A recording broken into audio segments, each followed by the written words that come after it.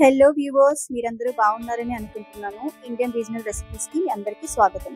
ఈరోజు మనం చూడబోయేది సింధీ కర్రీ. సింధీ వాళ్ళలో చాలా ఫేమస్ అయిన రెగ్యులర్ కంఫర్ట్ ఫుడ్ ఇది. రైస్తో తినడానికి చాలా టేస్టీగా ఉంటుంది. మనం సాంబార్, రైస్, పప్పు ఎట్లా చేసుకుంటామో అదే విధంగా ఇది కూడా. దీనికి నేను ఒక బాండీ తీసుకుని కొంచెం ఆయిల్ వేడి చేసుకుంటున్నాను. ఆ ఆయిల్లో తాలింపు పెడుతున్నాను. మన జీలకర్ర, ఆవాలు, కొంచెం ఇంగువ, తర్వాత కలోంజీ అంటారు, ఆనియన్ సీడ్స్ అంటారు ఇంగ్లీష్లో, నల్లగా ఉంటాయి. అది తప్పకుండా వేయండి, దానివల్ల చాలా బాగా టేస్ట్ వస్తుంది. అది వేస్తే వేరే లెవెల్గా ఉంటుంది, తప్పకుండా వేయండి. కొంచెం మెంతులు అన్నీ కొంచెం కొంచెంగా వేసి ఆ తాలింపు అయిన తర్వాత కొంచెం కలుపుకొని చిటపటలాడిన తర్వాత అందులో కొంచెం గ్రేట్ చేసి ఉంచుకున్న అల్లం, వెల్లుల్లిపాయ వేయొద్దు, ఓన్లీ అల్లమే వేయండి. అల్లంతో పాటు కొంచెం కట్ చేసి పెట్టుకున్న పచ్చిమిర్చి ముక్కలు, కరివేపాకు వేసి కొంచెం సాటే చేసుకోండి.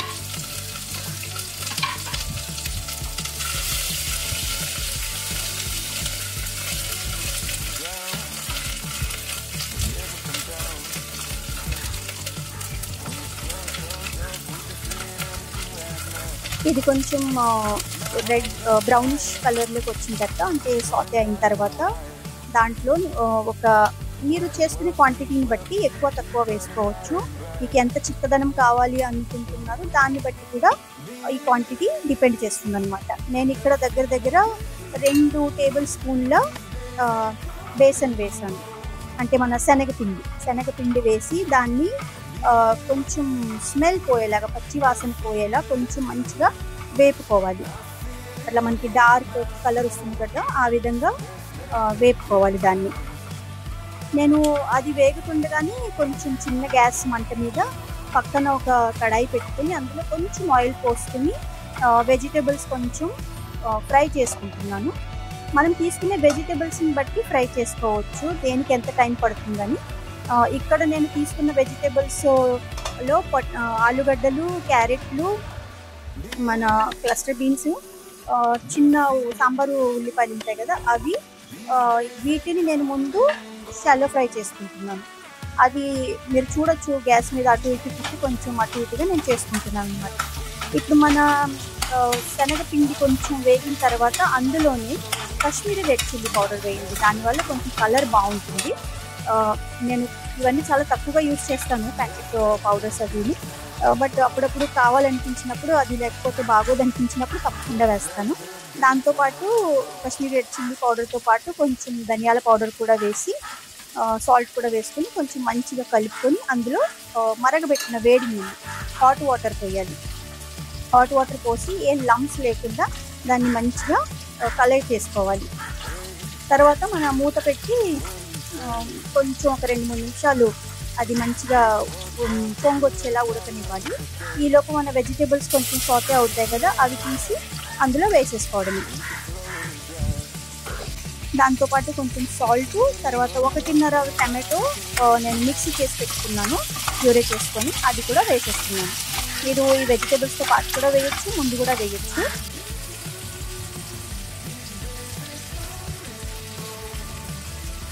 మీకు ఈ వీడియోలో చూపిస్తున్నట్టుగా నేను ముందే వేసాను.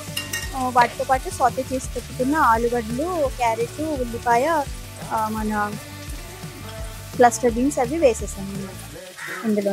మీ దగ్గర ఏ వెజిటేబుల్స్ ఉంటే అవి వేసుకోవచ్చు. ముఖ్యంగా ఉల్లిగడ్డలు, క్యారెట్, మన మునక్కాడ, బంగాళదుంప, ఇవన్నీ యూజువల్గా వాళ్ళు యూజ్ చేసుకునేవన్నమాట.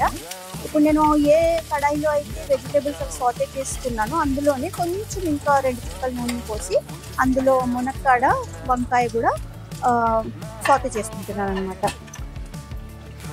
ఇక్కడ ఈ గ్యాస్ మీద నేను ఇంకొంచెం నీళ్లు పోసి దాన్ని ఉడకడానికని వదిలేసాను లో ఫ్లేమ్ మీద. ఇప్పుడు ఇది కొంచెం ఉడికిన తర్వాత చిక్కబడుతుంది. మీకు ఎంత చిక్కదనం కావాలి అనేది మీరు ఇప్పుడే డిసైడ్ చేసుకోవచ్చు. ఒకవేళ మీకు చిక్కదనం తక్కువ అనిపిస్తే మీరు సాటే చేసుకుంటున్న కడాయి ఉంది కదా, అందులోనే 1 స్పూన్ ఆయిల్ పోసి కొంచెం శనగపిండి వేసి వేపుకొని మళ్ళీ నీళ్లు కలిపి ఇందులో వేసేయచ్చు. కానీ మీరు ఎప్పుడు వేసినా కొంచెం ఉడకనివ్వండి దాన్ని, అప్పుడే కొంచెం బాగుంటుంది. ఇక్కడ నేను చింతపండు నీళ్లు పోసాను, కొంచెం చింతపండు జ్యూస్, దాంతోపాటు కొంచెం నేను జాగరీ పౌడర్ కూడా వేసాను, బెల్లం పౌడరు.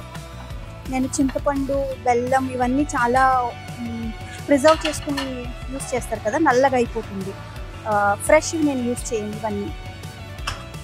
అందుకే మీకు కొంచెం ఆ చింతపండు జ్యూసు ఎక్కువగా డార్క్ కలర్గా అనిపించి ఉండొచ్చు, బెల్లం కూడా కొంచెం నల్లగా ఎందుకుంది అని అనిపించి ఉండొచ్చు. నేను కొంచెం old jaggery, old tamarind use చేస్తూ ఉంటాను. ఇట్లా ఒకదాని తర్వాత ఒకటి అన్ని వెజిటేబుల్స్ వేసుకుని కొంచెం ఎక్కువ నీళ్ళు పోసుకుని, మన రసం లాగా ఉండాలి అట్లా పోసుకుని, మనం సాంబార్ ఎట్లా తక్కువ గ్యాస్ మీద, మంట మీద చాలాసేపు ఉడికిస్తాం కదా, అదే విధంగా ఇందులో కూడా చాలాసేపు ఉడికించాలి. ఆ జ్యూసెస్ అన్నీ మంచిగా వెజిటేబుల్స్లోకి పోవాలి, అప్పుడే దానికి టేస్ట్ అనమాట. అట్లా నేను కనీసం ఒక అరగంట ఉడికించానండి, అంతే. చాలా టేస్ట్గా ఉంటుంది. టేస్ట్ అని కాదు కానీ కంఫర్ట్గా ఉంటుంది. మనం సాంబార్ అన్నం, పప్పు అన్నం తింటాం కదా, ఆ విధంగా చాలా కంఫర్ట్గా ఉంటుంది. మీరు ఒకసారి చెయ్యండి. ఆ నల్ల గింజలు వేస్తాం కదా, కలోంజీ సీడ్స్, దానివల్ల ఇంకా టేస్ట్ వేరే లెవెల్ అండి.